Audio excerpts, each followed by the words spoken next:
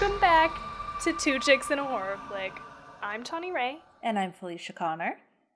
And today we are going to be talking about the movie Train to Busan. And we're several drinks in, so just buckle up for this episode. It is not often that we get a little tipsy before we record the episode, but you know what? That was a requirement today, and that's okay. Tawny and I have to say, Tawny is the most magnificent human being.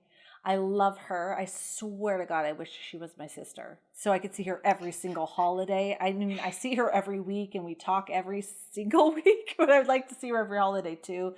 She's amazing. It's been a crazy week and we had some great conversations that were much needed, like smiling and discussing, and I just appreciate her so much. And we did all of that over whiskey for the last hour and a half, 2 hours. Oh shit, 2 hours. I'm sorry for your family. Are they going to be cool? No, 2 of my kids are off spending the night. We ate our dinner. And so my husband's just out there on his phone. My baby hopefully is not causing trouble watching her YouTube. And so we're good. Okay, good. Yes, that was much needed.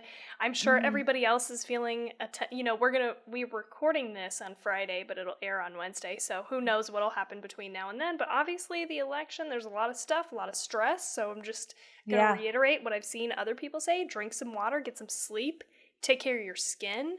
It's a stressful time, and so it's important to recognize that and just, you know what, find yourself some friends to talk to about it, just like Felicia and I just did. To cleanse ourselves of the stress, okay? And also laugh. Find some memes. That's my PSA today is I like to deal with things through comedy, and so I like to laugh. I like to watch funny videos and memes and things, so get on that train. I was especially laughing because I couldn't agree with you more. Tawny says, the stress of the election. Dude, make sure that your skin is moisturized. Yes. Yes, I agree. Moisturize your skin. It's thirsty. Do it. It was awesome. I loved it. I'm like, are you making fun of me right now? No, because I'm a huge believer. I saw some memes going around that said various things, and I wanted to share my own version and was just too nervous to because it's such high tension. But I will hear, and I think you'll totally be okay with it, Tawny. Tawny, if you're watching on YouTube, I always think she's looking at me like, oh, fuck. What is she about to say? But there was this thing, this meme going around. If you voted for Biden, you're still my friend. If you voted for Trump, you're still my friend. But if you XYZ... we are done, right? And so I saw one person who's a hairdresser that I know said, if you voted for Biden, we're still friends. If you voted for Trump, we're still friends. But if you buy your shampoo from the grocery store, we are done. And I saw that and I thought, my pet peeve is when people tell me like they use body lotion on their face. So you guys know that I came from cosmetics and skincare and stuff like that. So that like makes me go, oh my God. No, you cannot. You cannot. So that's my thing. If you voted for Biden, you're still my friend. If you voted for Trump, you're still my friend. But if you use body lotion on your face, we are done. I want to add my own to this. Are you ready? This is, yes. I just thought of this. Maybe I'll think of more later. I'm in for this. Okay. So whatever you just said. But if you say bull crap instead of bullshit, you're not my friend. We can't be friends. If you are that type of person, we cannot be friends. Oh, can I add another one? Yeah, okay, add it, because now I want to think of more too. This is the most random shit that just popped into my head. I hope you're ready. Like, this is what happens when we're several drinks in before we record. Straight up, listen. On the plane ride back from Spain, like a year ago, Jade and I went to Spain, came back. On the ride back, we were sitting next to this woman who was showing us pictures on her phone. And she was like showing us, and we were just like having a great conversation with this woman. You know, it was like, but it was also like an 8-hour plane ride, okay? In the very beginning, like we're boarding, we're sitting down, whatever. She's going through her photos, she's showing us. Jade and I both, okay? Showing us, she's like showing us pictures, scrolling. Definitely just all of a sudden a picture of her tits. Just like full like full nude. She was sending somebody full tits, just, scroll. I mean, I guess maybe I shouldn't assume it was hers. Maybe it was somebody else's that sent to her. But anyway, this bitch just straight up scrolls past it. Not a word. Keeps showing us pictures. Goes back over. She scrolled back over it like 2 times. Of her boobs? Yes. Here's the thing.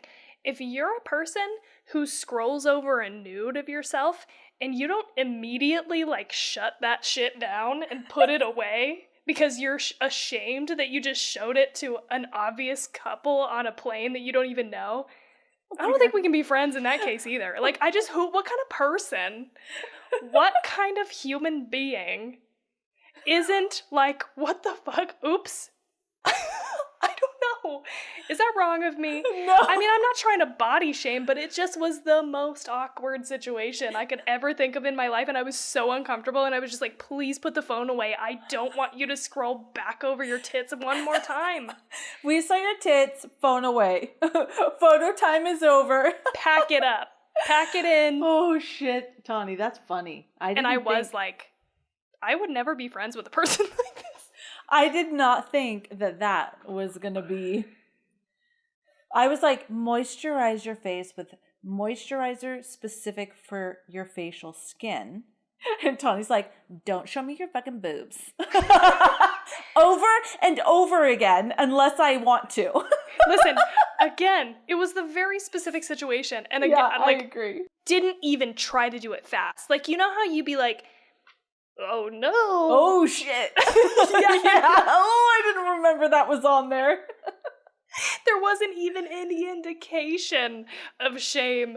I mean, again, I'm not trying to shame people for their bodies. Like, great, good for you. Send nudes, get nudes. I don't care. That's cool, but if you're not everyone wants to see them, right? You don't. A stranger on the plane sitting next to you for 8 hours. Like, I'm sorry, that's just a very specific type of person that I just don't think I can be friends with. I agree. That's awesome. I love it. I might cut all that out. I don't know. No, you won't. Don't do it. Don't do it. This is who we are as people. Don't randomly show boobs without us letting you know we want to see them. Use facial moisturizer. Use body moisturizer. By the way, your skin is white and ashy because it's thirsty as fuck. So put moisturizer on that shit. And drink some water also. That helps a lot. Oh my God, water. Don't even get me started. Water's magical. My kids are sick of hearing me talk about water. Drink water. Anyone who's like, I don't like water, then you don't like living.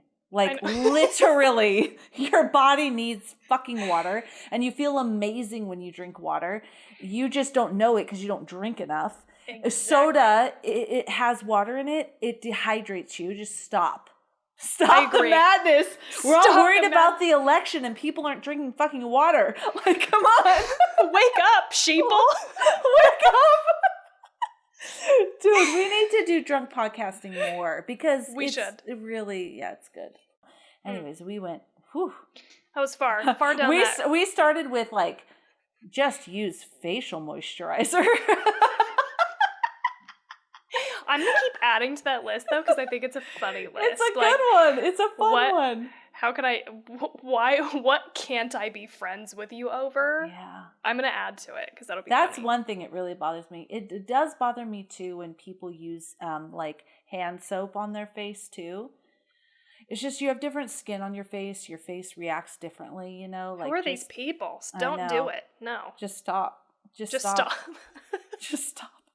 Because there's so many options that aren't, there's in every price range. And it feels so good. It feels so good when you use really nice face moisturizer. I can attest to that. So yeah. Anyway, what are you drinking? What I drank was 3 old fashions. Okay. With Elijah Craig. Oh, is that the whiskey? What is that? The whiskey. Elijah Craig whiskey, yes. Okay. I've been drinking Buffalo Trace, sticking to it. Got a whole bottle, and I've also had like probably 3 shots. 3 shots of what? Of Buffalo Trace whiskey. Oh, nice. Okay. I'm sipping it, but May I have one whiskey on the rocks? Please. I will be done soon with the whiskey. Maybe I should do that too. I dropped my phone earlier. I don't know if you heard that, but I definitely dropped it on that. I didn't. We had a really crazy week this week because on Tuesday, let me just tell you this really quick. On Tuesday, my daughter had a fever. They didn't send her home because she runs hot. They noticed they were sending her home every day because she had a fever of like 100, 99.8 to 100 every day. Then finally they're like, what is up?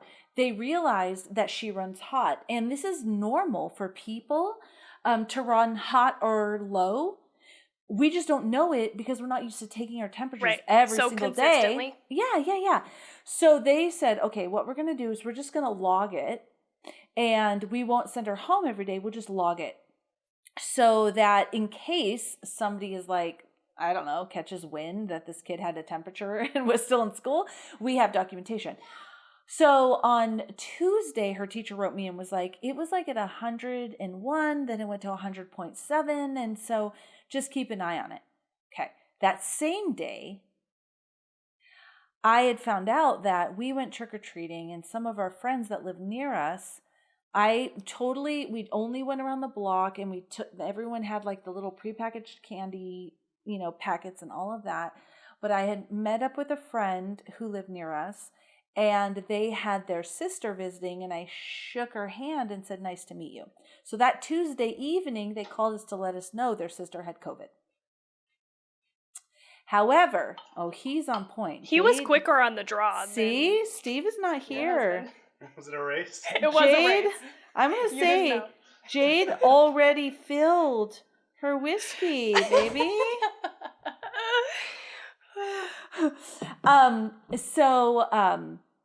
She got sick. Steve and I feel like we have colds. So we got nervous. And so me and the girls, Steve couldn't do it because he was working, got tested for COVID on Thursday. We haven't gotten results, but our friends were all negative, just so you know. Okay. So yeah, we had that going on. And there's this whole thing, like, I don't think we have it, but I also want to be very considerate of all other human lives. So I kept my kids home, but when I keep them home, it's unexcused. It's like crazy. I don't think anyone knows what to do. Yeah. I don't know either. That's crazy. And I know you've mentioned your older kid or kids can't be held back unless they're like, or not held back, but it can't be held at home with an unexcused absence or whatever. I'm sure that's exactly what you just said. I'm sorry. No, it wasn't. My middle daughter was in a classroom. She was in a 6-foot radius of somebody who had tested positive. So she was sent home. I had to go pick her up and quarantined for 14 days. So when I went to pick them up, I asked 2 separate people, what about my older daughter who goes to this school? Oh, no, we're not worried about secondary contact. Okay. So if my older daughter stayed home, it would have been unexcused. Then I got an email, and honestly, I'm not bashing. I'm really not. It's not from a place of bashing because who fucking knows? Yeah, what are you supposed to do? I received an email that 3 of the classes my older daughter's in, someone tested positive for COVID, but since she sits farther away than 6 feet of this person, she's not quarantined. Okay. Yeah. I mean, what do you do? I don't know. They say they don't walk around in class and do all of that. Like they're pretty strict into their seat, but I just don't think, people know what to do, and I'm not bashing them for not, because I don't fucking know what to do. I called the school to ask, what should I do? Yeah. I even called the elementary school. Hey, my older daughter, this is the situation. Like, what do I do? I don't know what to do. Crazy. But my little one has been home all week because she had a fever, because we did have direct contact. They have now tested negative, so that's fine. But the cool thing about my kids' elementary, here, I'll say something positive, is that they said she can be marked as pending test results. Okay. So I can keep her home until we get those results. That's good. Sure. Yeah, that's really good. Yeah. Blah, blah, Anyway. blah. Dude, I just went, yeah, so what happens when you drink? And That's my husband didn't get the text, or something. Jade's just a better husband, maybe. He was right in here, dude. I was like, damn, that was quick. Maybe my husband's like, no more for you. Wrap that shit up. You're cut off. It might That's be. okay. He'll get that text. It'll just be later, and he'll bring you your drink. So, Train to Busan. That's what it's called, right? Busan. Yes. And to just do our disclaimers that are way after the fact, probably, we're cussing a lot. Sorry, you've already heard it. And 2, we're about to spoil the shit out of this movie, so turn back now if you don't want it spoiled. But if you don't care, I guess keep going. That's fine. So this text I sent to my husband, because you love Schitt's Creek. Yes, I do, but we've only watched like 12 episodes. I have this. I sent it about the whiskey. I love that show, by the way. Okay, listen, Funny. Here's the other thing that we need to talk about. We're way in. Hang with us, people. We're at 22 minutes. We're going to get to the movie, but I do have to say, we've started to watch Schitt's Creek, and I told Felicia this. I am not a fan of shows that it's just based around a bunch of, like, shitty people. Seinfeld, It's Always Sunny in Philadelphia, and I'm going to put Archer in that same group with just people who are shitty, who are just yelling all the time. I don't like it. That's not my type of comedy at all. It's not, whatever. Schitt's Creek is not yelling, for sure. That's out of the realm of whatever. But, like, it is kind of this group of, like, super rich people who have to, like, deal with not being rich anymore. But I fucking love it. It's super funny and witty. Why is it? I can't figure it out, but it's great. I can't either. I started it because I used their memes a lot. Okay. Like, I kept seeing those characters in memes. And I was like, And so I saw it on there. I sound distracted because I sent my husband another whiskey text. He's not loving me right now, I don't think. And I watched it and I was like, oh, I like the parents and I like that guy. And then I started liking the girl. And then I just started really, I don't know. I just like that it's very witty and there are redeeming, parts of these people. I don't know. Just watch it. The one guy that's supposed to be the hot guy, that the rich shit. Wait, no, that's the town. No, yeah. they're the Schitts. Right? Well, no, that's the town. It is the town, but it's the mayor of the town. Mayor of the town. Sorry.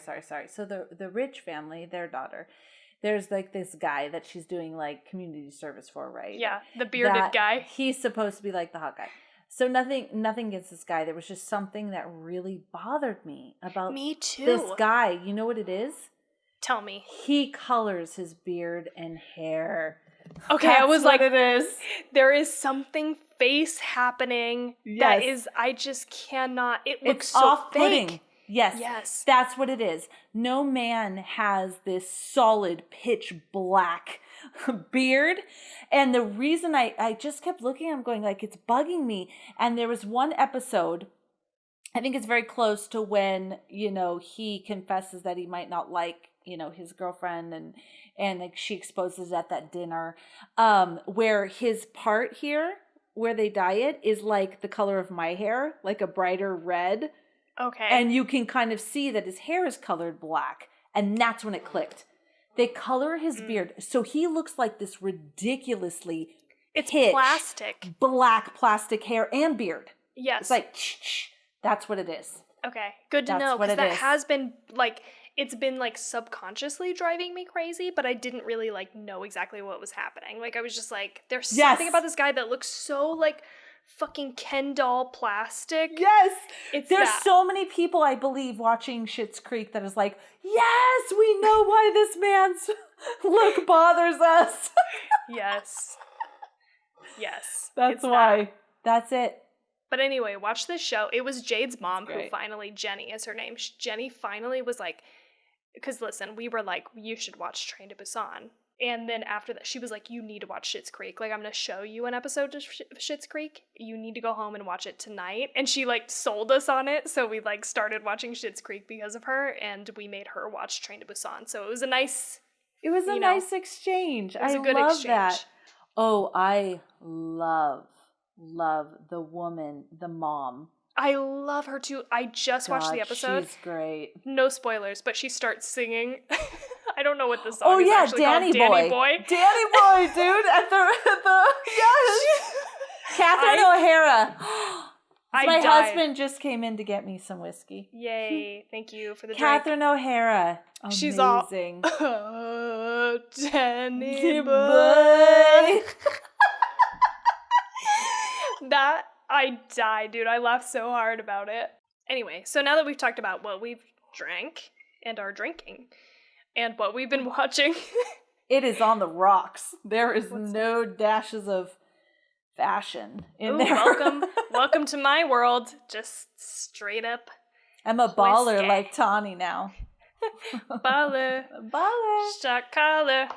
Anyway, let's Train to Busan.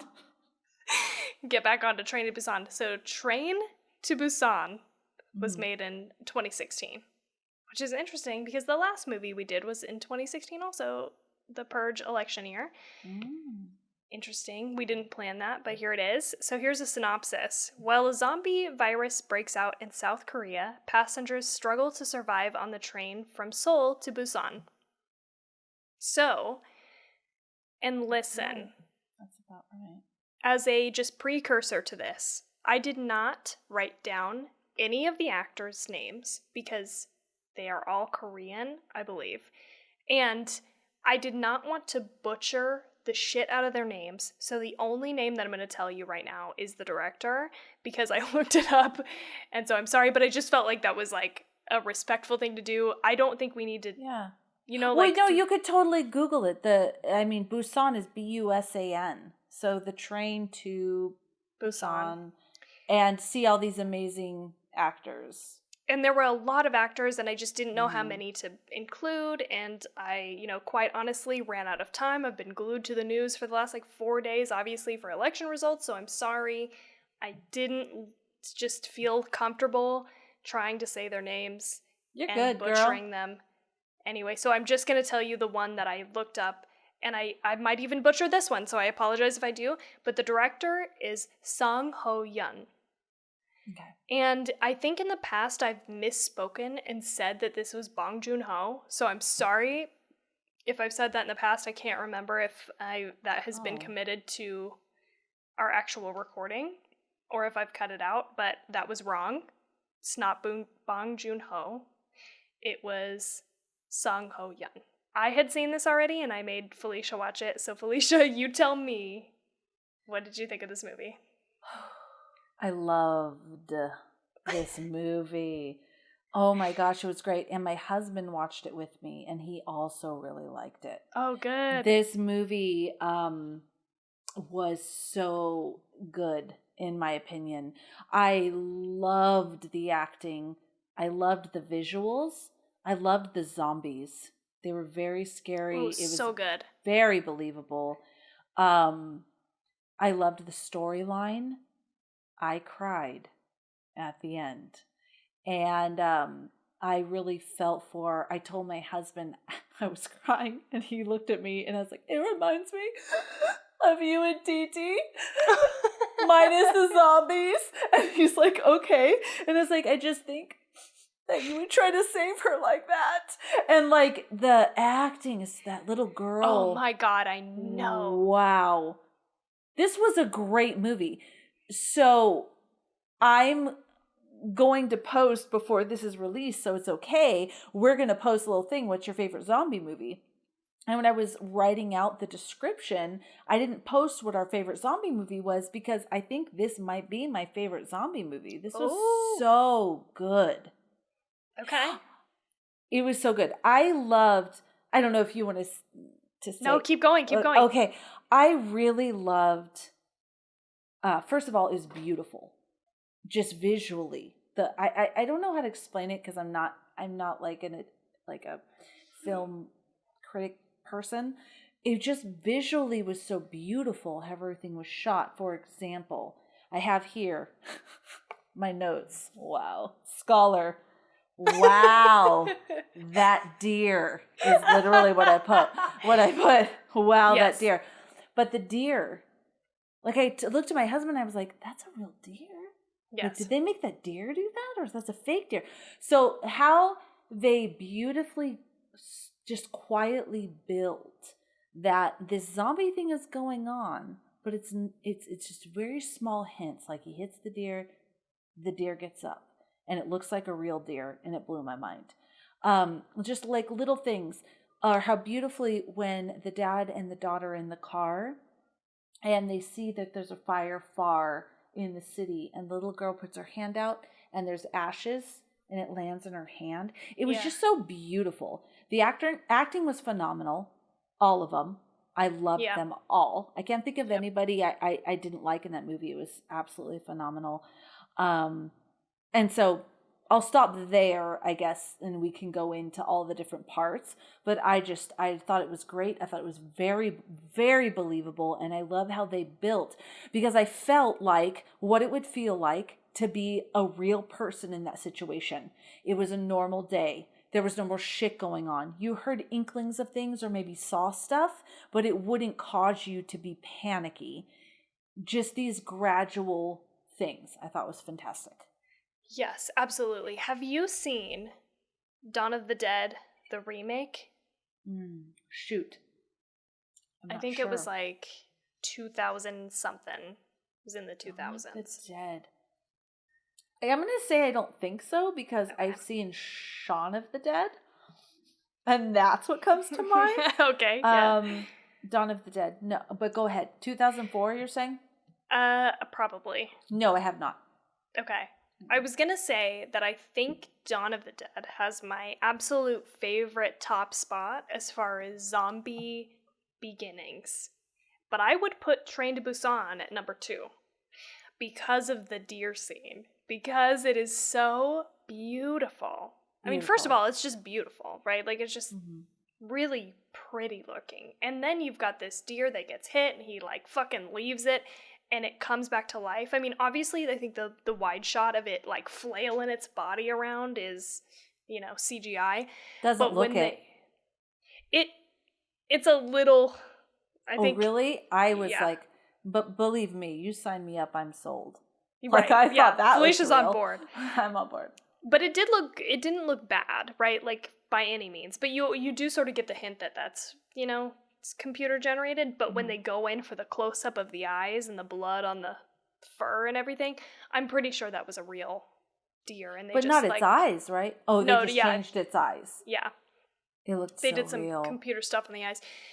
Yeah, it is so good. I love that build up. Because you're right, it trickles in. It's not just, all of a sudden we're in the zombie apocalypse. I don't like that. My favorite part of zombie movies is the onslaught, right? Like, it's like the beginnings. It's the fucking fall of society and what happens. And, it's just chaos. And what do people do? Where do you go? What happens? I love that part of zombie movies. So for that reason, I love the beginning of this movie.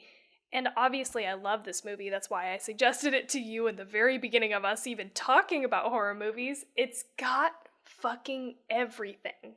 It's got everything. It's an action movie. It's a horror movie.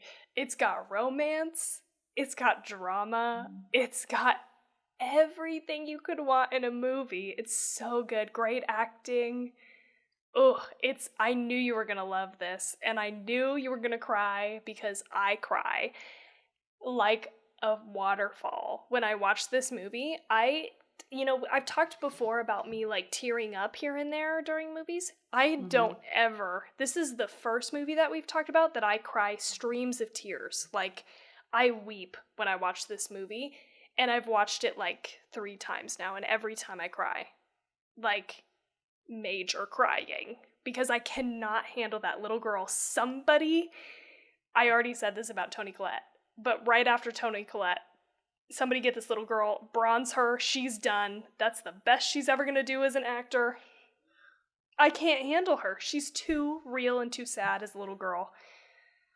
That ending scene, I know I'm going directly to the ending, but I was crying. Can't handle it. And I was trying. So she was so good. Like, the pain, like I feel it right now in my body of her going, please don't leave me, and how pained he felt like he has to, because he's been Yeah. bit, and he doesn't want to let her down, and her God, and then him at the end of the train, like remembering holding her as an infant, and Oh then my God, kills me. killing himself, or at least getting off the train so that he doesn't kill her. Yeah. And then her singing her dad's song. While also bawling. Yes. Dude, fucking great. I knew you were gonna love this, and Yeah. it's so emotional. So emotional. You can't help but cry. It's so beautiful. This is a really, really great movie. I have right here. I love how it built tension, right? All day, because it's like a normal day.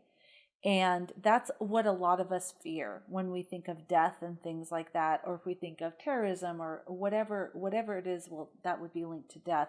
Whatever it is we're thinking about is the fact that we wake up and go about our normal routine, and we never think that this might be the last time we do that. And this movie really builds that nicely, of they're going about their normal routine, and little bits, shit's going down because you know what type of movie you're watching, but the people don't. And that it is absolutely incredible. My next thing was the cutest little girl. She was so cute. She had amazing reactions to things. I think like when she was under the sheets talking to her mom and her dad was there, and her reaction to her dad not being there, giving her a present that, he had already given her for Daughter's Day. Like, she was just a really good, believable little actress. Like, one of the best child actors I've ever seen, hands down, right? Like, she was amazing. And even though we're watching a movie that we don't understand the language, I mean, I guess it depends on what you're watching it on. I've only watched it with English subtitles, so maybe there's a dubbed version out there, I don't know, but I've only ever watched with the English subtitles, and so maybe if you watch with, what I'm saying is if you watch with an English dub, you might be like, this is weird or something, but like, she is amazing. She's an amazing actress, one of the best child actors I've ever seen. I have never had a child move me to streams of tears. I mean, and you're exactly right, when she's like under those sheets and she's talking to the mom, I felt for her. I knew exactly what that feeling is like when you don't want to let one parent down, because she feels for her father too. She's like, I don't want to let you down and make you feel bad that I want to go to mom's, but I do want to go to mom's. Yeah, I completely agree. Because she was like, what do you want for your birthday? I'll get you anything. She's like, thanks for the Nintendo you already got me. I just want to go see mom. Yeah, that was absolutely beautiful. Yeah. How is no one noticing this woman? Okay, that was one thing I wrote down. On the beginning in the train. In the beginning on the train.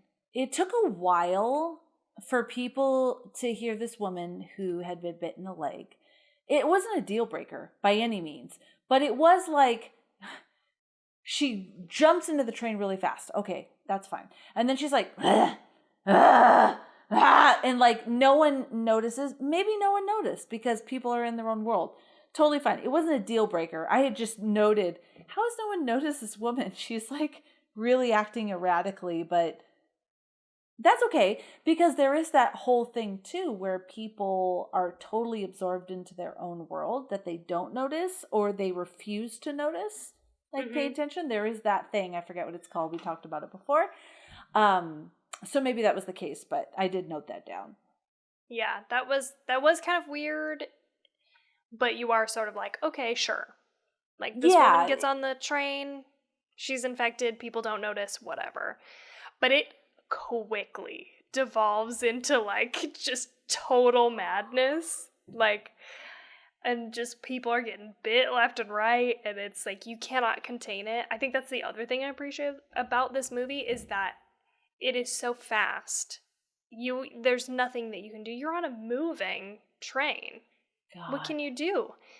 I mean, And again, we've learned, I think now through watching movies, a bunch of movies. I'm sorry, the only movies I apparently am bringing to the table right now are action horrors. Like I feel like the last like 2 movies that we've watched that I've put forth are action horrors.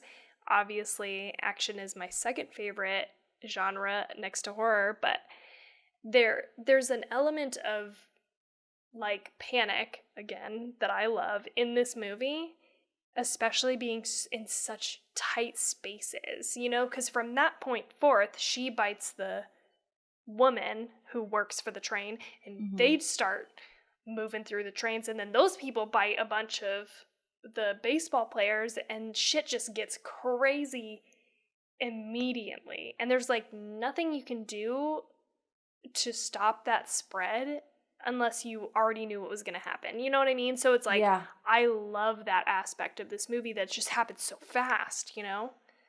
Yeah, I love that. I love the same. I love movies that make me go, oh God, shit, what would I do? Like, it's terrifying that. And then the people in the other train looking, going like, what's going on? Well, some of them were watching the news and they're like, what exactly is happening here? I also liked how they did the different levels. Like there were some people that were bit very viciously in the throat and they turned pretty quick. I loved how they turned into zombies, by the way, all that weird clicking and like it was realistic. It was creepy. I thought all the zombies were really creepy. I didn't think they were corny at all. And then there was some like the man who's a great guy with his pregnant wife who got bit in the hand, so it wasn't as severe. Fast. So yeah, it wasn't so it didn't take as long for him to turn. I thought all of those were really realistic how they did that. That's a good point. I did not pick up on that. The difference between where they were bit and how fast they turned. But you're right. When I think back to all the people who got bit on the neck or like in the body, that was faster than the people who got bit on the hands. Yeah, or the leg, right? Like if like her dad who was bit, right? He got bit on his hand, didn't he? Yeah, he got bit on his hand and it took him a while too. Yeah. To turn.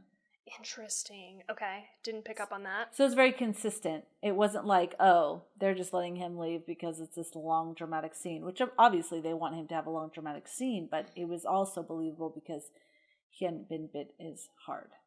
Yeah, well, it was like on an extremity rather than... right in your jugular, in your main vein stream there. You know, right to your heart or brain or whatever. Exactly. Can I ask you, why didn't the old woman, so you had the 2 old women that were sisters, right? Why did the old woman just look and say, it's okay, it's my time? Like, why didn't she go through the door? Like, she was so close to the door and she had time. She was with the group that had the little girl and the pregnant woman. And finally they got that door open and they were all rushing in. She didn't rush in. She just looked at her sister and was kind of like, it's okay, it's my time. Why? Why didn't she run in? Okay. I didn't know if I missed something. That's the only reason I bring it up. If I missed something there, like she was going to hold him back or something. I was very confused of why she didn't run. It, again, not a deal breaker. It is the quickest little segment. I just had noted, like, why didn't she get into the train car? I don't remember about who is who, and I'm not saying this answers your question, but is there an interesting parallel with the egg scene? It's like super early on in the movie. Do you remember where one peels the hard-boiled egg and she hands it to the other and she's like, "Why? What is the point? We're going to be there in an hour." Is the one who is like not the one handing the egg to her, is that the one that dies first? Yes. The one that peeled the egg and handed it to the curly-haired woman. I mean, I don't know what. So maybe she's just like, maybe she is giving up. Like, what's the point? Why not? I mean, I don't know. I'm old. Let's I didn't know. Again, for anyone listening, definitely not a deal breaker. I loved this movie. It was just something I had noted here. Like, why didn't she run onto the plane the train car? I thought I had missed something. No, I don't know that I picked up on anything different there. Can I ask you, why would that old woman kill all those people as well? I know those people were shitty, but I also understand that this is a terrifying, unprecedented. I mean, how on earth could you even know how you would respond for her to then open that door and kill everybody by letting the zombies into that car? I understand we can sit in our homes and watch this movie and be like, those fucking guys are assholes. However, if we really think about it, and we are safe in our car, right? And some people come to the door, how do we know they're not bit? How do we, I wouldn't be the first one to say, open the doors, because we just locked the fucking doors with a bunch of t-shirts. Like we just got secure. I don't want to even risk it. So I understand that point of view. And then she's kind of like, fuck all of you, I'm opening the door. I didn't get that either. Did I miss something? I don't know that you missed anything, but I feel like I can put myself in those shoes easier than I can the other shoes because that we just talked about, because it's like there's absolute chaos happening, right? And people are calling for like shut the door on people, don't let them in. Like it's just total chaos, and I think you could put yourself in the shoes of somebody who's like, this is all like going nowhere. We're all going to die. No one is going to be safe from this, no matter how long they try to avoid it. And my sister just died, and she cared about protecting other people. You know what? Fuck everybody else. Like, I don't say that I'm not saying that I agree with this stance or that I would ever be the person to do that, but I could see how somebody would reach that conclusion in this moment and just be like, it's just a total anarchist, right, thing to do, where you're just like, fuck it. Fuck all of you. You're acting crazy and you're going to die anyway. Yeah, I can see that. I just think like, oh my gosh, I would rather kill myself than be a zombie. Yeah. I'm obviously not a proponent of suicide or anything. I would never want to be a zombie. Yeah. I would do whatever I could, knowing and seeing what the zombies, and they're just like eating people. I would want to die than be a zombie. I would, if I couldn't kill myself, I would beg someone to kill me before I could be a zombie.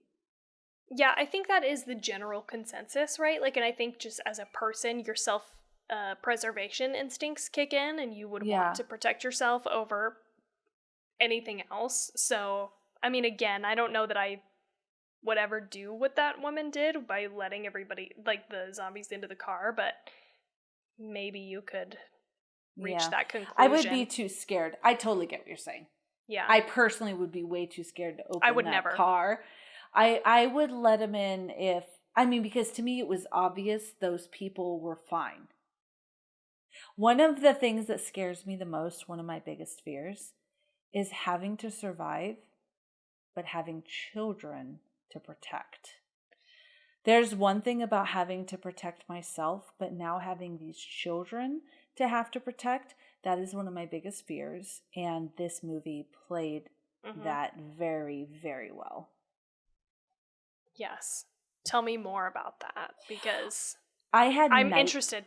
Because like I feel like I watch things through the lens of like, what would I do for myself and my bodily, survival, but I don't ever think about what I would do for somebody else. I had every single child I would have intense nightmares, just naturally, about having to protect them. Anything from, because I've studied a lot about the Holocaust, like there's some group coming in and I have to hide them. And I get captured, and I just have to hope that they figure it out, or I think it's the fact that these little souls, I'm even talking about my teenage daughter who's almost 18. Right. When something is happening, they immediately look at you, that you are going to protect them and save them. Mm-hmm. That's it. And that's fucking terrifying. Because as a parent, you're a human being and there's only so much you can do. Yeah. And I would do anything and everything.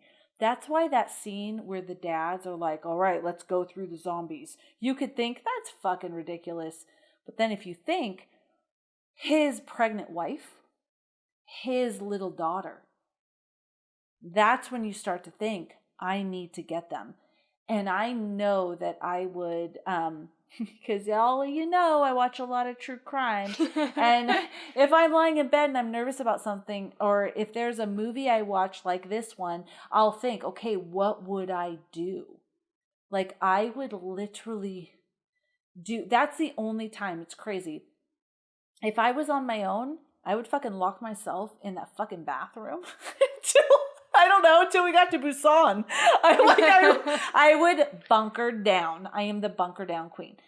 If I had my kids, I would literally do anything. And there's lots of studies that show, like, people, let's say women in particular, who are protecting themselves might do a little less than if they're protecting their children. There's this one case, I can't tell you like exact specifics because I wasn't prepared, but there was this one case where this man was actually abducting children from movie theaters. So don't let your little kid leave a movie and go potty by themselves. You got to get up and go potty with them, because predators are always alert. And so he would go to the opening days of big kids movies, because he knew the majority of kids that would be like, I drank a lot of soda, I have to pee. Parents would let them go pee. So anyways, this man was in there, and this woman realized he was kind of looking at them, and she felt uncomfortable. So when she left the movie with her daughter, she noticed that same man that she saw before the movie kind of followed her out. So they walked to her car, and he was following them. She panicked. She was fucking money in the bank, this mom. Yeah, tell me what happened. She thought quick. She unlocked her car with the remote, but only once, so it only unlocked the driver's side and not the entire car. She threw her daughter in. The man came, went around the other side, the passenger side of the car, to open the door and steal the daughter, and couldn't open the door. So she was getting in the car. He ran around and he grabbed her. And all she remembers is fighting him off and driving away. She grabbed her keys and fucking stabbed out both of his eyeballs repeatedly and drove over him as she drove away. She doesn't even remember it. She just responded. And they're saying moms, probably dads too, but specifically moms or parents who are protecting their children, and the study was moms particularly, like mama bears. Yeah. Go to, like, they are the highest in committing extreme acts of like slicing out eyeballs and shit to protect their children, but they won't do the same thing to protect themselves necessarily, but to protect their children. Yeah, she stabbed out both of his fucking eyeballs and drove over him. That is crazy, actually. Like, and for you to not remember, I feel like I'd remember every bit of that. I'd be like fucking hopped up. You'd be hopped up on adrenaline. Well, you know, people talk about the same thing, like lifting cars off of kids and stuff. Like, you just go into fucking, like, she grabbed her keys and stabbed at him. She probably didn't think, I'm going to stab his eyes out. Yeah, right. She just stabbed him to get him away. Yeah. So anyway, I'm sure it'd just be a frenzy. You would do anything and everything you could, but that's also so scary because you're a human. Yeah. Like, I can't even, the stories of parents who knew their kids were going to die because they were dying. That's like a huge fear of mine. Like, I'm the one that starts to get killed first, and I know I'm being killed, and there's nothing I can do but hope that everybody else can fucking get out of the situation, and that I can't protect them. Horrifying. Mm-hmm. No nightmares. Exactly. Fucking exactly. It's terrifying. Yeah. Where were we even going with that? I was talking about survival when you have to save your child is one of my biggest fears. Yeah. I just mentioned that. Can I ask you though, I'm really confused, and I rewound it 3 times. I'm confused about the biotech and why Kim, Agent Kim, thought it was his fault. I must have missed how that dad, who is a fund manager, and his partner Kim, were wrapped up with biotech. I understand biotech engineered the virus, is my understanding. But how were they involved to where they thought it was their fault? I kept rewinding it, and I didn't get it. I knew you were going to ask me this, and I tried to research it to make sure that I knew. But again, election results peeled me away from my computer over and over again. And so, but I think here's my assumption, and I could be wrong. But my assumption is that they are fund managers, right? Like those are financial guys, but they were backing this company that had to do with this virus. Okay. And so I think that they feel personally responsible having some sort of hand in the pot, I guess, for this company that created the virus. Okay. Yeah, and I think you could argue whether or not they do. I don't know, but they obviously feel responsible, right? Yeah, that makes sense, because you would if you were, helping support the success of this company. Right. That makes sense. I wrote in here I liked the scene where he was in the bathroom. It was right after that. Right after that, he was washing his hands and there was blood on his hands. I liked kind of but then asked me more like, why does he feel so responsible? I get that. That's totally fine with me. I didn't know if there was more that I had missed because I was trying to read. Yes. Yeah, there absolutely, I think, could be more that we're not entirely getting. I know sometimes the subtitles will miss a little bit of the nuance, right? With the, native language of the movie. And so I don't know. I think there's stuff that we maybe could be missing out on there. But that's kind of the conclusion that I drew. And I love that scene also because, what kind of fucking movie is complete without a literal and metaphorical washing the blood off your hands scene? Yes. I don't know, none of them.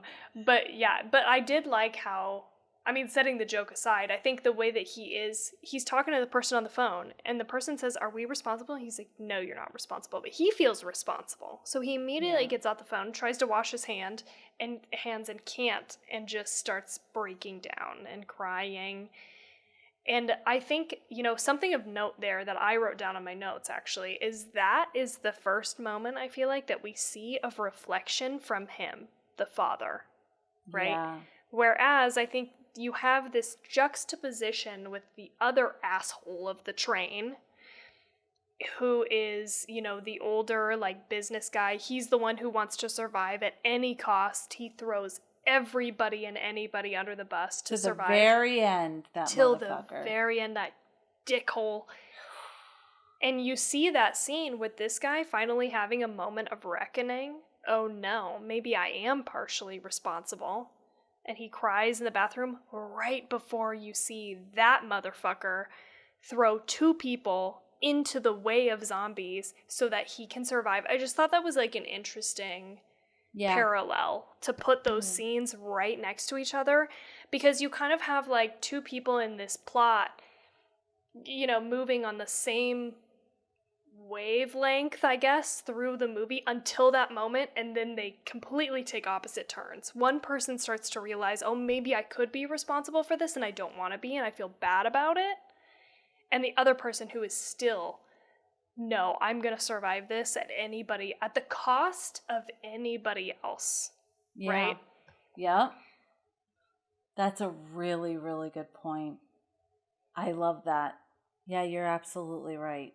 Fuck that guy. He was the worst. Yeah, he was the absolute worst. I loved how that one guy with the pregnant wife saved him and saved his daughter. And I also loved that when they were together alone in the bathroom, he wasn't because he started to talk to him so that's your daughter and this and that. I'm like, oh, are you fucking kidding me right now? There's zombies.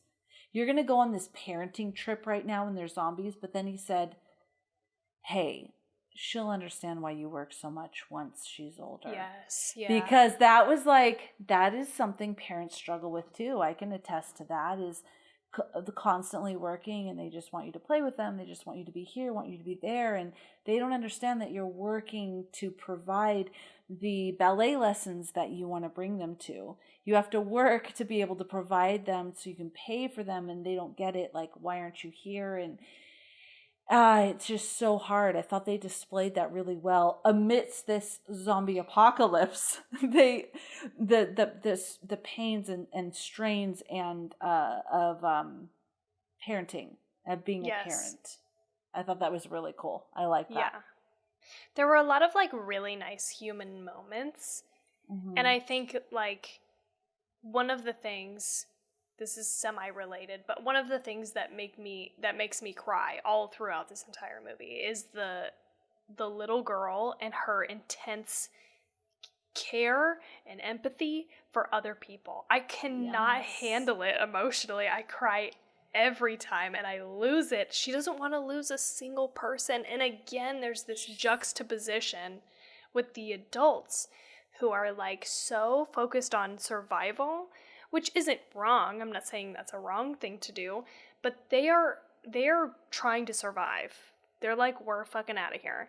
And she doesn't want to lose a single person. She's like so sad about, at the very end, you've got the, like, I'm going to say quote unquote homeless guy who's trying to, it comes down to them. It's her, the pregnant woman, and him in the place where the car is collapsed over them. And he realizes somebody's going to have to get in the way of these zombies to save the other two. And he goes forward and tries to block them. And the little girl starts screaming like, "Mister!" That's where I start bawling in this movie. I cannot handle it because you can tell she doesn't want to lose him. Yeah. Right? And what just an interesting commentary on... all these other people are willing to lose people left and right. And this child... She's not willing to lose anybody. She doesn't even know these people. Yes, and she's so sad about it. Please don't die. Please don't put yourself in the way of harm for me. I know. I can't handle it. I cry. I can't handle it either. I was like... And by the way, that scene... Oh my gosh. When that train car was... over them and the zombies were in the glass there and they were underneath it, I said to my husband, and I wrote it down here, what an amazing Universal Studios tour. Like, oh my God. Like if you went through and over you were all the zombies and the glass was like cracking, that would be fun. Fucking amazing. That was an amazing shot. I love that. You're right. You're totally right. And then I love the moment after that where they get out from underneath it and it finally collapses and they start pouring out the top. Yes. I mean, I just was like, oh God, some of this is so scary looking. Yes, people will not be happy with the fact that I'm going to say this, but the first zombie movie that I saw fast zombies was World War Z. Is that the one with Brad Pitt? Wow. Yes.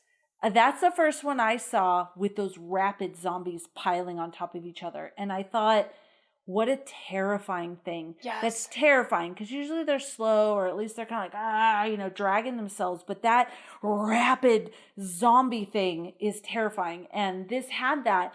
They weren't like excessively rapid, but they were fast enough that you were like, that it was scary. That was great. I love that. Absolutely. Fast zombies are my favorite zombies because I think they pose way more of a threat than slow zombies. Right? So when they start to pile up on that train towards the end, you're like, oh no, they're going to slow the train down. Like the train isn't going to be able to move anymore. And this is part of the reason when we should watch this movie, why I love Dawn of the Dead, is because Dawn of the Dead was actually the first fast zombie movie I saw. Oh. And it scared the shit out of me. I was like, what? I didn't know zombies could be fast. And it's so scary. Did you see that? It's Keenan and Peele, right? Did I send you that those two guys? Key and Peele. Key and Peele. They have a skit about slow zombies. I have not seen this, no. Oh My God, it's hilarious because they're like, zombies! And they start to go to run and they're like, wait a second. It's hilarious. But yes, okay, I have to watch that movie because I only saw slowish zombies. And then when I saw World War Z, I was like, ooh, God, that's scary. Yeah, that was great. And when he was kicked, I was like, kick their hand. Kick that guy's hand. Because he seemed to be like the one zombie that was going to let all the other ones climb up. Yeah. And so then finally he started kicking their hands. I'm like, yes. And he's kicking. I'm like, I really feel that should do it. Like, why aren't they letting go? And then finally they did. And that was, that was awesome. Zombalanche, right? Like Zombalanche, yes. I know. Oh my Finally God, you get so them off good. there. I have here, wow, what a powerful scene at the end. Fuck. That's what I write when I'm writing notes as I'm going. That's literally what I said. That little girl screaming was heart-wrenching. And that dad having to let her go. And just not Awful. knowing, like hoping that she would be okay. Not knowing what she is going into at Busan, just hoping this pregnant woman, which what a precarious woman to be, like pregnant women that give birth to children. Yeah, that's very, like, I'm not saying they're weak, that's strong, but being pregnant is a precarious state to be in when you're running from zombies, right? You're supposed to be like really careful. And so he is just like, don't leave her side. And he has to, this is a fear of mine, die hoping that she will be fucking okay. And you are not the one to ensure she'll be okay. You just have to hope. Yeah. That's fucking so scary. I wrote this with 2 stars. I cried. I screamed. I knew. I sent Felicia a message, by the way, for everybody else. I was like, have you watched Train to Busan? She was like, I'm watching it tonight. And I said, good. I think it's going to be healing. Because I don't know about everybody else, but when I feel it, a lot of stress and a lot of anxiety, something that I think helps me is to just have a good cry. And I can't really have a good cry unless I just don't, I'm not like a personal crier. Like I can't just like sit by myself and like work myself up into a cry. I don't know. That's just me. I have to watch something that incites like upsettedness in a way, And so every time I watch this movie, I fucking bawl. And sometimes you need a good cry. And I think this movie delivers that. And so I was like, you're going to need this, Felicia. It's going to be healing. Watch this movie.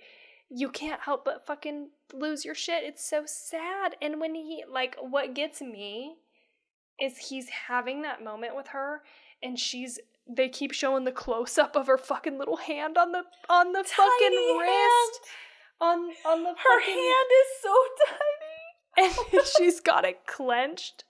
She doesn't want to let go. And he doesn't even say anything super cute, which is heartbreaking.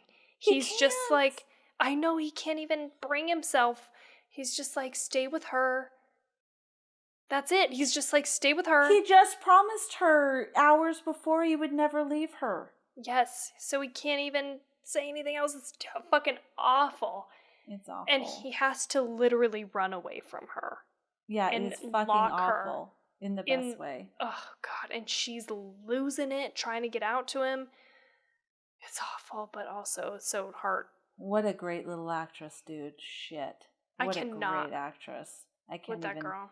That little girl's amazing. Me too. And I agree with you on the crying. Sometimes you have to cry. Sometimes you feel like crying. I'm a big proponent of it. And my daughters, if they're going through something where they feel like they need to cry, we will sit down, we will bunker down, and we will watch movies that make us cry. I feel like it's a healthy way of crying.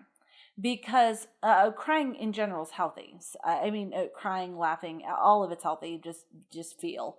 But I'm just saying, there's something about feeling really sad and locking yourself alone in your room and crying and being sad, or going and watching a movie that makes you emotionally moved and cry. When one of my daughters had a breakup, we watched romantic comedies. Like, we bunkered down the entire day and watched one romantic comedy after another. We watched Sleepless in Seattle. We watched all these different things that made us cry. And it was just like a really nice, healthy release of emotions. So I'm a big proponent of it. What's like your top, like, 5 Crying? If cry I need to movies? cry? Well, fuck, I cry about everything. So I totally agree with you, and I'll tell you my 5 top cry movies. But I want to say I understand that. It's like, because I see them, my daughters, I can cry. Like, I've gotten to a point where if I feel like crying, I will say, just cry. Just fucking do it because you feel like doing it, and I'll cry, even though I don't have a reason. Where my daughters, hence the romantic comedy movies, where they'll be more like trying to hold it in. And so the movie gives you the permission to cry. It gives you the reason to cry, because often we don't even really fully understand why we are feeling the way we do. Right. We just feel we have to cry, so that movie gives us the permission. I am a big crier. But if someone's like, you need to cry, I guess probably anything, but you need to cry, what would you watch? So 100%, and you all are going to roll your eyes, The Notebook will make me cry. Yep, me too. 100%. Mm-hmm. So I can do that. Steel Magnolias is another one that would make me cry. 100%. Like, it's hard because probably almost I could think of a lot of movies. I chose Sleepless in Seattle for my daughter because I knew that we would cry. Okay, so I said The Notebook, 100%. Yeah, Sleepless in Seattle. Sleepless in Seattle, Steel Magnolias. God, what else if I'm like, oh, that's going to make me cry? Because you asked me. Now I'm like, oh, I know, I'm sorry I put you on the spot. No, it's good. I'll give you a few, yeah.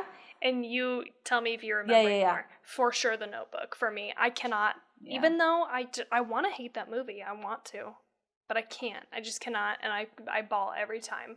Oh, Schindler's List. Oh, Sorry. God, yes. That's Schindler's another one List. that That's will a great tear one. me apart. Cannot. Go ahead. The Green Mile. I cannot. Yes, that's a good one. I actually think I've only watched that movie one time in my life, or maybe 2 times, and I cannot get through it without bawling incessantly. Like, I just, it's so emotional of a movie, I just cannot handle it. What else? Train to Busan, I obviously cry all the way through. I'm trying to think, because there's been movies where I've been like, my heart will beat really fast because I know it's about to happen, and like I'm watching it with my kids, and I'm like, oh my God, this is gonna make you cry because it makes me cry. And I'm trying to think. I can tell you this is gonna be silly. The ending scene when E.T. is with Elliot. Okay. And he goes with his little finger and touches his heart and goes, ouch. Okay. Makes me cry. Every time, like, get ready for it. Get ready for it. Here it comes. I have not seen this movie, so You've I'm sorry. not seen E.T.? Oh, Tawny, E.T. Okay, that. I don't know if it's going to make you sad because it's like nowadays, but that is something. Or when he's sick and everyone's coming to do experiments and Elliot's like, leave him alone. That makes me cry. But that, ouch, makes me cry every time. What else?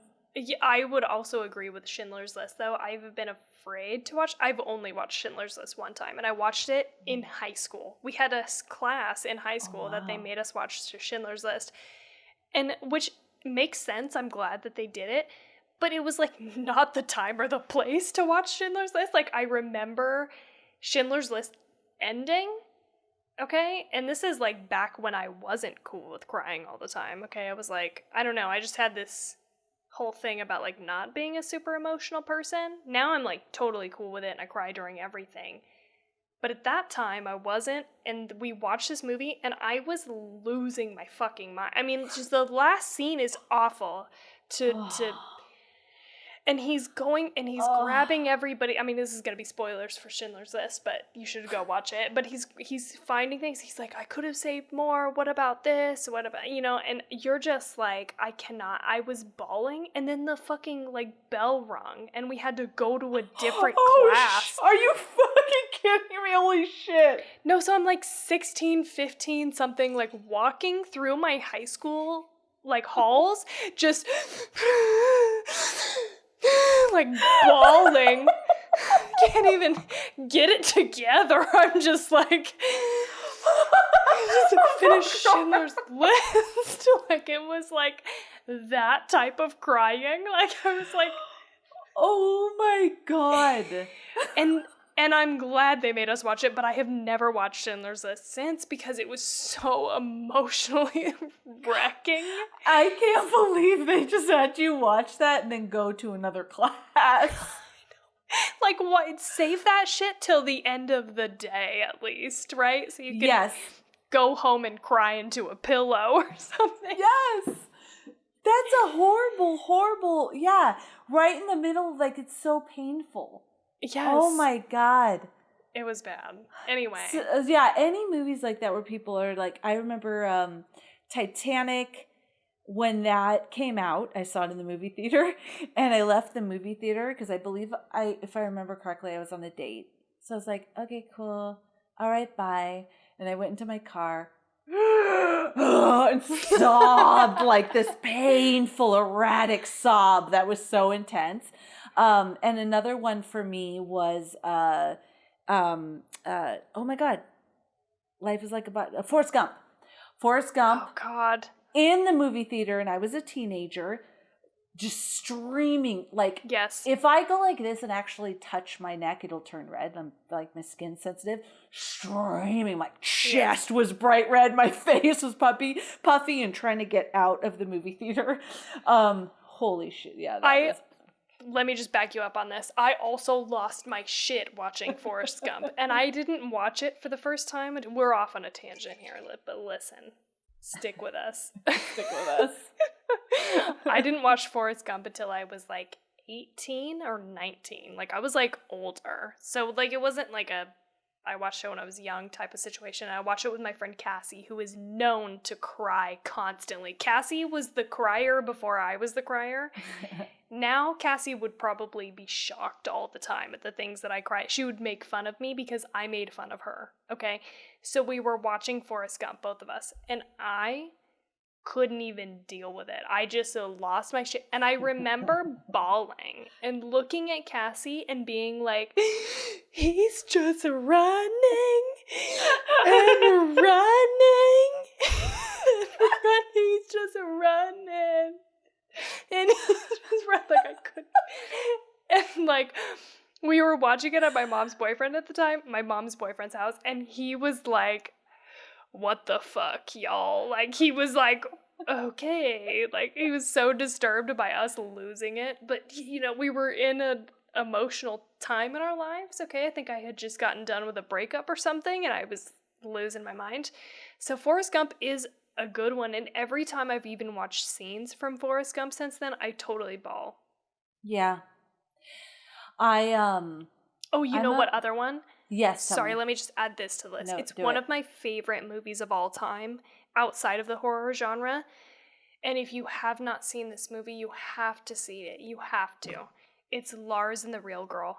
God, I love that movie. Yes, I have seen that. That is an excellent movie.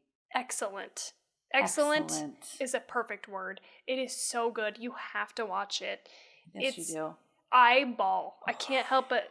And it's not like your typical like crying, because like I think this is, I always top this as the list of unconventional romance, or romance is the wrong word, unconventional love stories, because it's a love story rooted in familial and community love. which Yeah. I can't even point to another movie that's like that. It is so on its own, and it's Ryan Gosling, who I love. You guys know that already.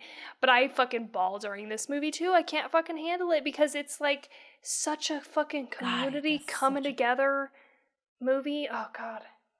just such a good job. Like I'm glad you've seen it and you that's love the it. thing. Yes, that's the thing with books and movies that I'm so in love with is there are some very, very, very special stories that help us to see things in a different way from a different perspective.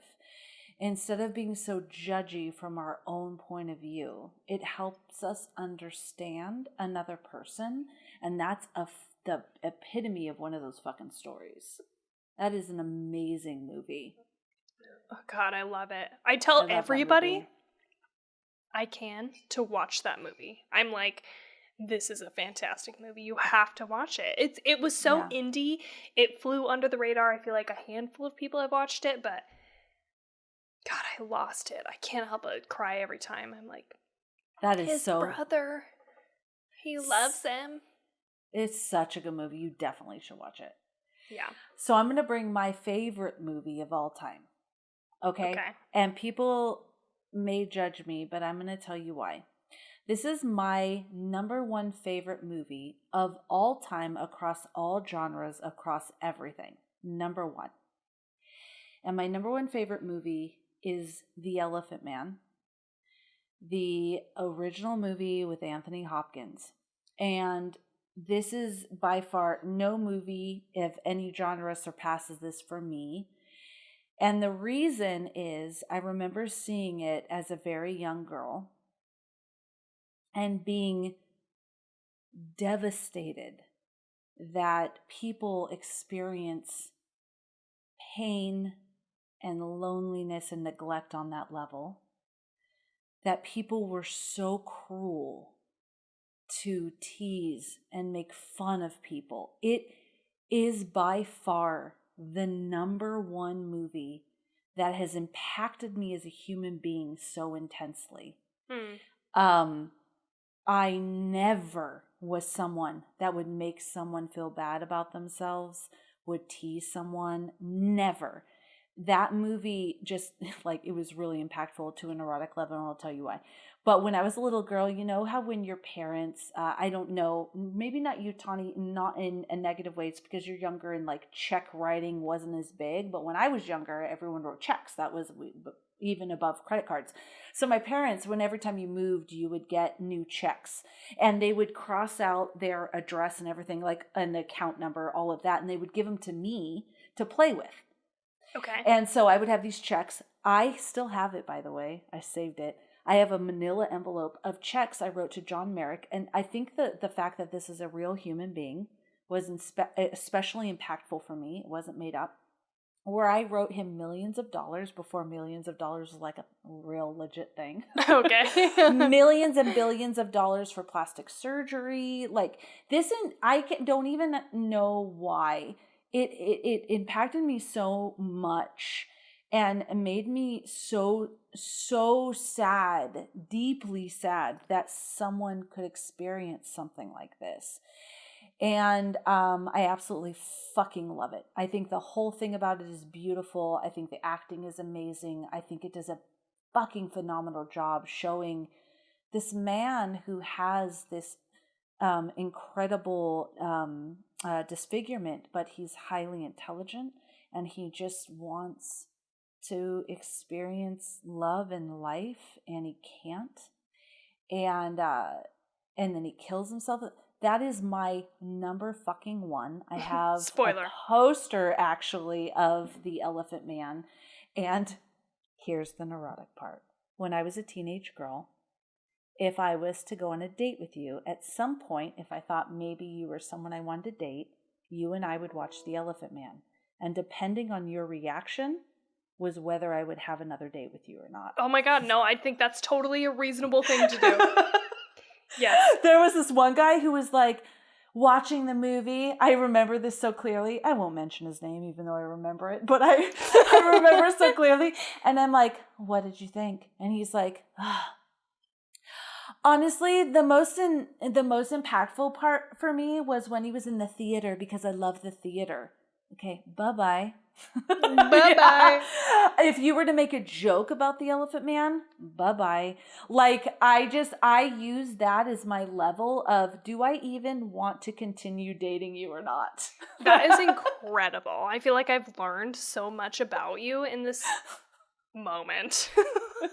I haven't seen this movie. I mean, I saw this movie, but it was so long ago that I remember so little.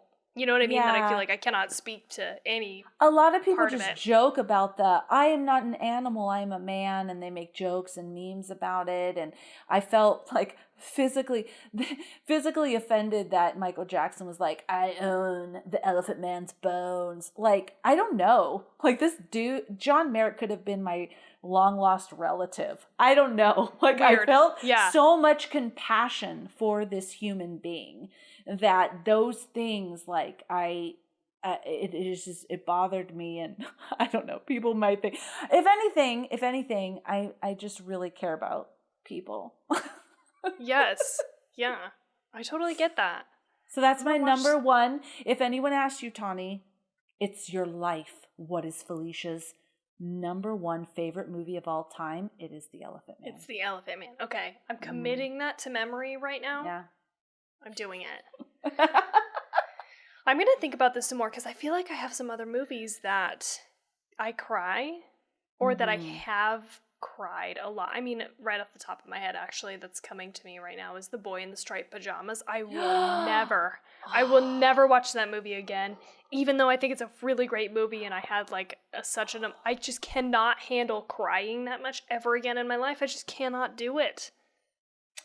That is an amazing movie. God, it was so amazing. good. I saw it twice. I saw it on my own, and then Then I watched it with my daughters, and because I thought it was important for them and painful. And I agree with you. There are other movies where I know that they've been like, let's watch this, and I look at them, I'm like, whew.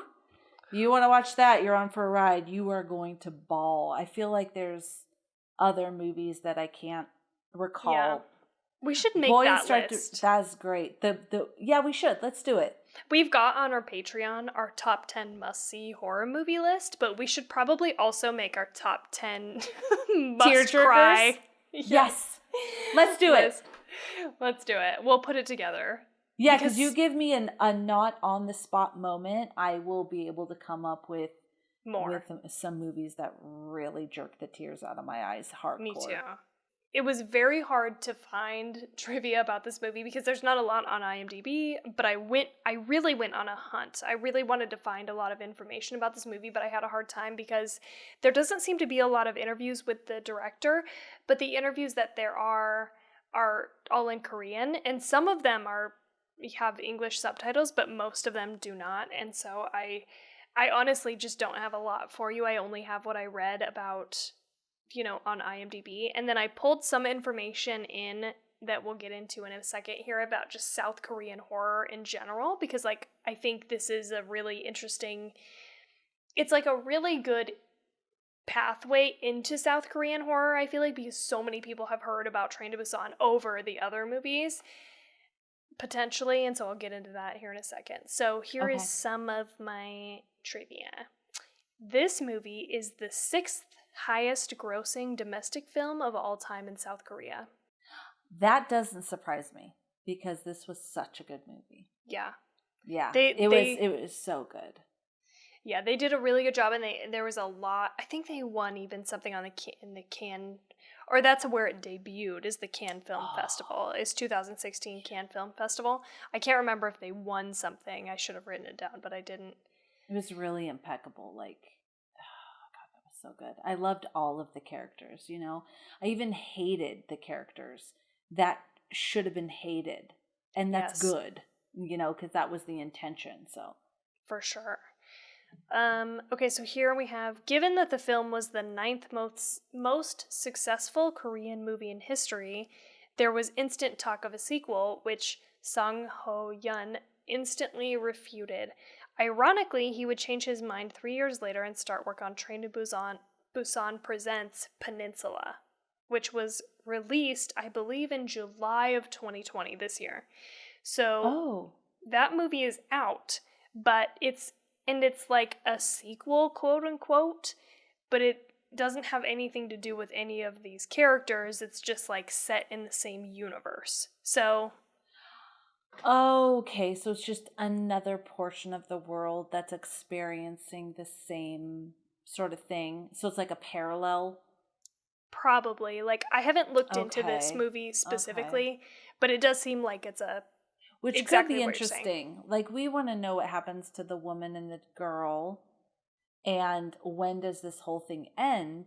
But it might be interesting, could be successful to see how are other portions of the world handling this, or if it's only to their specific area and it isn't world spread or worldwide. Oh, that's interesting. Yeah. Okay. Or even just other parts of the country. I mean, you have to assume by that name that it's on an island that's surrounded by water, and what unique challenges that brings to the zombie apocalypse. How the other world reacts to it and closes down. Do they even know? Yeah. Yeah, interesting. I mean, I wouldn't mind to know what happens to that woman and her baby and the little girl. Like, what happens after? I mean, they're in Busan and they're rescued by those military people and they're in a safe space, supposedly. But then what? But now what? Yeah, exactly. Now what? Okay, so I found this on TVOvermine.com. I don't know if this is true, but it says that this is the first ever South Korean zombie film, which is sort of crazy. Yeah. But wow, that's neat. Yeah, good for them. Totally neat. Yeah, it's a great job. Okay, so filmmaker Edgar Wright, who directed the BAFTA-nominated zombie comedy Shaun of the Dead, which you mentioned earlier, was a big fan of the film. Wright recommended the film in a tweet and called it the best zombie movie I've seen in forever. So I thought that was kind of nice. That is very nice. He also did Baby Driver, I believe. And ooh, that's a great movie. I can't remember he's done other movies, but I can't remember what they are right in this moment. Okay, so last couple things that I have for trivia. This is what I got from Wikipedia. And this is more about just Southern Korean and Korean horror movies in general. Modern South Korean horror films are typically distinguished by stylish directing, themes of social commentary, and genre blending. The horror and thriller genres are cited as gaining international attention to South Korean cinema, which I thought was interesting. I feel like that's kind of, you see that a little bit with Bong Joon-ho. I mean, we've got Parasite and Snowpiercer. Snowpiercer has been around for a little while, and I didn't love that movie, but Parasite was phenomenal. If you have not seen it. So me and my husband want to watch it, or should I wait because we'll probably do something on it, or is it whatever? I can just watch it, I guess. Even I think you guys should horror? I don't think so. I think you guys should go ahead and watch it. I think if you watch it and you think maybe we should talk about it on this podcast, we should. But okay. I wouldn't classify this movie as a horror. I think it's far more in the drama genre of things. Okay. There's like one scene that I can remember that I would call like probably straight up horror. But that's it. But it is phenomenal. I mean, it's so good. You should watch it for sure. We'll watch it. We will right away tomorrow. Yeah. Anyway, but then I also wrote, American Hollywood has adapted several Korean horror films such as Old Boy, Into the Mirror, and A Tale of Two Sisters. Train to Busan and The Wailing are rumored to currently have remakes in talks for production. So I've seen both of those. Well, most of those, I guess I should say. I've seen Old Boy, The Wailing, and Train to Busan. I've only seen Train to Busan. Okay. The Wailing is on Netflix, I believe, and it's long. It's a long movie, but it's pretty good. Okay. It's a slow burn. Old Boy is phenomenal. You have to watch Old Boy. I just feel like as a film person, as anybody interested in movies, I've been trying to get Jade to watch Old Boy for years, and he will not do it. Anyway, what's your rating? This is my rating. And I thought about it as I do. We already know that. I give the Train to Busan, I give it a 5. And this is why. I thought it was beautifully filmed. I believed all the characters. I thought they were terrifying. I was emotionally moved tremendously. Like, I cried, I screamed, I was angry. Like, there was really nothing that I could say bad about it. So I personally give Train to Busan a 5. Love that. And I'm like, should I give it a 5? I really forget about rating this until we are actually talking about it, which is so stupid. I know I should know that. I do it as as I write all my notes, and then at the end I think about it, and then I write. Let's see, can we even see? Yeah. I write my rating. Yeah, at the top of my notes. I should also do that, but I'm sorry that I don't. It's okay. We love you. I love this movie, though. I tell everybody to watch it. Anybody in the world that I encounter who we even get close to the subject of zombie movies, I'm like, have you seen Train to Busan? And, one of the notes that I wrote down here, sorry to just go off here. Mm-mm. Well, first of all, I wrote down perfectly paced. Like, this... Yes. Never in my life. I mean, this movie just moves the way it should every single moment of this. There's nothing feels like it's dragging. I mean, I guess that's not entirely true. There are a couple scenes that I feel like I'm watching characters and I'm like, move faster. But as an overall feel, like just editing together wise, perfectly paced. Yeah, and I could probably think moves. of there's literally only a couple. One of them when the one guy, the dad of the woman who's pregnant, the husband of the woman who's pregnant gets bit in the hand, he's holding. I'm like, somebody bash the zombies in through the door, now. But everyone's like, ugh. But it's not enough to be like, oh, this movie's stupid. Right, exactly. Yeah. It doesn't count. And then the second one for me just is him waiting so long to try to kick the hands off the train at the end. There's 18 fucking shots. It's hands, them, zombies, them, the train, wheels, zombies, them, zombies, their face. It just goes on way too long, and then he's finally oh, maybe I'll try to kick their hands off the train. Yes. 1,000,000%. I'm like, kick their hands. And it keeps going and going. I'm like, oh, he's not going to kick their fucking hands. And then he does. And I'm like, okay. And then as he's kicking them, honestly, I'm like, this should have worked by now. I know. Come on. But it's not a deal breaker. But definitely. Yes. Exactly. Those are the two moments that I feel like the pacing kind of slows down. But overall, it moves. And you get information quick enough. It's just really great. Mm-hmm. And I also wrote down... Let's see. This is where I was going with this. It's refreshing to me that they don't kill the zombies. I just feel like in every other zombie movie that you watch, the entire thing is about how you kill the zombies, right? It becomes that becomes the centerpiece, is how you spike them through the head or, trap them on fences. And I feel like this movie is actually so much more focused on the plot of getting together, reuniting, and trying to get away from the zombies, that actually they don't kill the zombies unless they absolutely have to. And there was something that you just said that reminded me of that. That's why I said that. And I felt like that was refreshing. That's exactly what you would do in that situation. So for that reason, I feel like I'm leaning towards a super high score, and I just can't decide between a 4 and a 5. I'm somewhere in there. So now here you go. As Above, So Below, and The Descent. Do you like it as much as The Descent, as much as Above, So Below, or in between? Because I target those two because I know how much you loved them.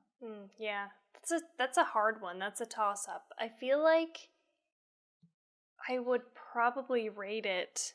And Hereditary you gave a 5. Yeah, for sure. Hereditary is above this. I did It's too. above this. I think I'd give this a 4, maybe a 4.5. Okay. I'm going to put down a 4.5. I'm gonna say 4.5. Yep. A 4.5. I think that makes sense because As Above, So Below has some shaky acting. right? This Yes. movie does not. Let's not get into that. I'm just kidding. This movie does not have shaky acting, though. Not at all. Not at any point. But I don't think I'd rate it as high as like a Hereditary or like a... You know what? It's just fun. It's just fun. It's not scary to me. If I think of Hereditary, oof, it's just so different. That's when we come into these things where the movie is just so different and terrifying. Yeah. It's not terrifying. Where then I think of something like that comedy one, the Tucker and Dale versus Evil. Yeah. Is not scary at all, but I would rate it so high because I enjoyed it so much. You know what I mean? Yeah. But I like that. The Train to Busan, okay, so you have a 4.5. I'm sticking with that. I think that's accurate. Okay. I'm gonna stick with the 5. For all the reasons I said. I thought it was really beautifully done. I totally enjoyed it. I screamed, I cried. It's different. It's not going to be a Hereditary level 5. It's not going to be The Strangers either. But it's ultra entertaining. Yeah, and it's good. I can't think of anything bad to say about it. Yeah. You know, that would make me lower my score. The only thing that I feel like is negative is that it wasn't super scary. Like, there are scary moments. The zombies are scary. They're fast. They're intimidating. But it's not like... Yes, but it's not like a super scary movie. Like, I feel like that's kind of what I reserve my 5 for, is like, it scared me. Scary. I'm going to leave it at a 5 for now. Okay. She's doing 5. And if I mean, maybe I should do a 4.9. You can do that. That is your right. Oh, I can. You can. I'm going to do this. Okay, this is like the quarter system. Now I am so excited. I won't go back and I won't bore people. I'm giving Train to Busan a 4.9. Okay. I feel so good. That 0.1 is legitimately for scary ass movies. Okay, 4.9. Train to Busan. Okay. What's our next movie? The next movie we will be watching. Oh my god. Veronica.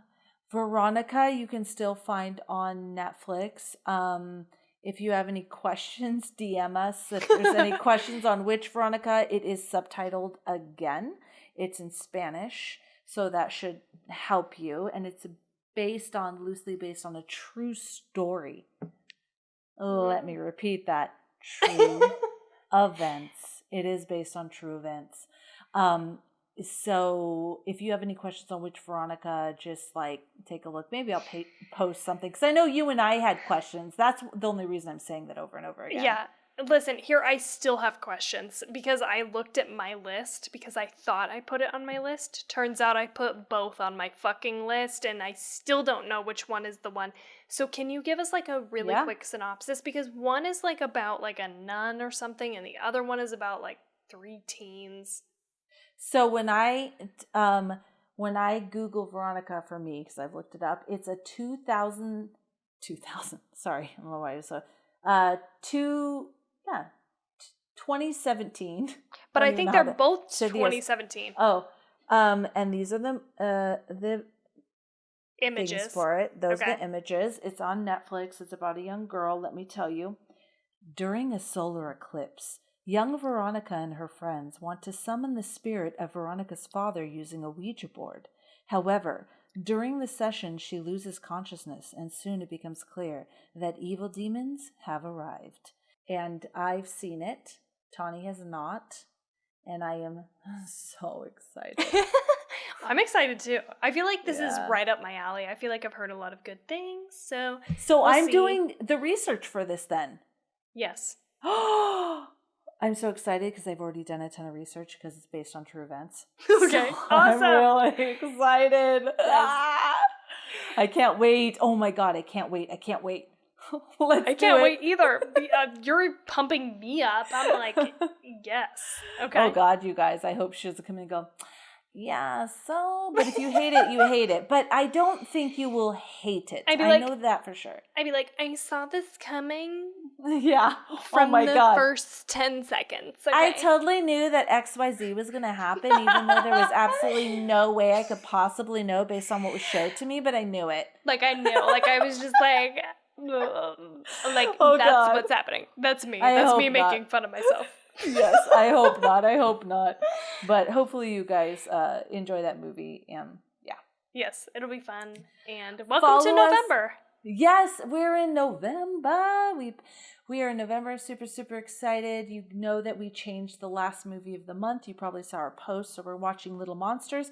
And so when Tawny said, oh, watch Little Monsters because Dead Girl Superstar, who's on Instagram, recommended it to us, I saw Little Monsters. I saw the Little Monsters with Billy Crystal. So I thought, that's okay. Then I looked it up, and yeah, totally different movie. Very excited to watch the new Little Monsters, 2019, not the one with Billy Crystal and Fred Savage. So, just so you know, we're excited. That'll be fun. Yeah, I don't know. We inadvertently went for like a zombie theme this month. That was not really like the intention, but that's where we are. And you know what? Maybe appropriate. That's all I'm saying. You can find us, remember, anywhere, Two Chicks and a Horror Flick on Facebook, Instagram, anywhere you enjoy your podcasts, you can hear us everywhere, including on YouTube if you like to look at us at the same time. Twitter, it's Two Chicks HF. That's the only abnormal, place where you can't do Two Chicks and a Horror Flick.